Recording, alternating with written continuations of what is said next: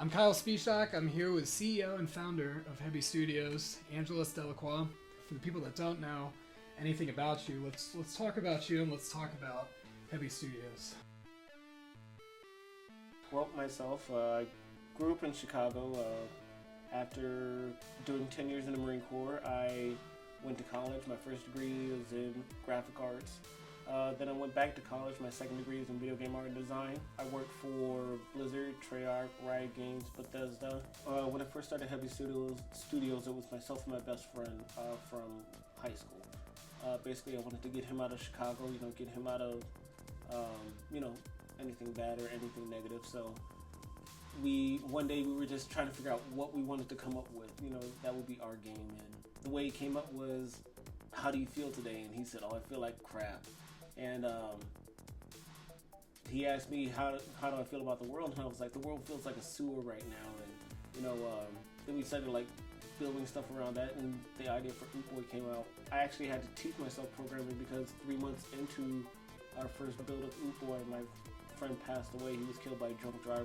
Our new title, Rage Ball, just got picked up by Nintendo for a fall release this year. You're going to the conventions, promoting Rage Ball.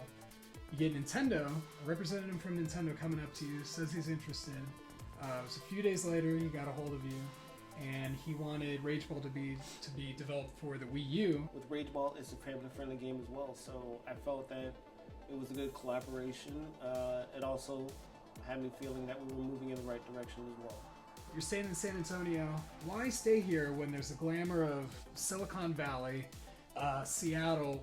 Why stay local instead of going to those places?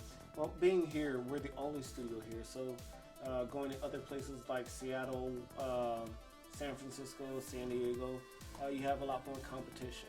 Right. I'm not saying we don't like competition, but it's harder to get noticed in cities like that. Right, and it's easier nowadays when you have social media, you have the internet, and the connections that you make are usually at the conventions. Yes, a lot of people at conventions. Since we're the only studio here, whenever we do conventions in San Antonio, it spreads like wildfire. Right. List some of the other conventions that Hebi will be hitting up for 2016. Well, let's see. In March, I know we're doing GDC. Right after that, we're doing PAX East, then RTX, then PAX Prime. Right after that, E3, Alamo City Comic-Con, San Japan, and I know we're going to be trying to take a little break in there just so we can finish development of Rage Ball. You're pretty much a startup company. Start from the bottom. You're working out of your apartment, and you get a message from E3, which is the Grammys, the Oscars, the San Diego Comic-Con, if you will, of video game conventions. How do you feel as a small company getting that message from them? That actually lets me know that we're doing things to get noticed and recognized by the right people. Right. And what are your expectations when you go to E3, that you're the first San Antonio video game company being represented there? Actually, what to expect, we don't know. And we're going to actually get a large following from there as well. I remember earlier when I met you to do the initial interview that we had, I remember that you did something called the CEO Challenge, where I had to sit there. I played Rage Ball for however long. Frustrated me. It was fun. It was great. It just, I'm a very competitive person. Yeah. Almost every convention, what we do is we'll do like a tournament where the winner of the tournament gets a Wii U right there that they get to take home. Mm-hmm. So that way people compete and have fun and, against people right there versus somebody online, like around the world or. Right. It's like a hands-on experience, but at the same time you're getting the experience of people interacting in person instead of online. Yeah. So for the game, is it going to be online though, or is it just going to be an old school it'll be kind of game? Both, actually. Yeah. Okay. So that way, if you feel like you want to play, let's say your wife's in Japan or something like that, you say, "Honey, I want to play. I want to play Rage Ball with you right now." That'd be strange.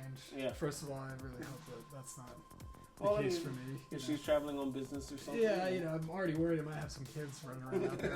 I don't need a wife in Japan, too, on top of that, on top of everything else. If you had a dream, Hebi Studios, how would you have the company? A small company where everybody knows everybody, and let's say if something were to happen to somebody, everybody's there. Generally, have people, give ideas and If it's a valid idea, go ahead. I mean, even if there are no stupid ideas. You know, you can always try to implement it and see for yourself what it would be like. For the millions of people watching around the world, go ahead and look at this camera, that are so interested in Hebi Studios and what we have developing here. Go ahead and tell them what Rage Ball is, why they should care, and why it's going to be the next Rage. Well, Rage Ball is a 2D interactive sports game where the object is to get the balls past your opponent's paddle. Anything else is just pawing. Coming soon, Pax South, next weekend. See you there.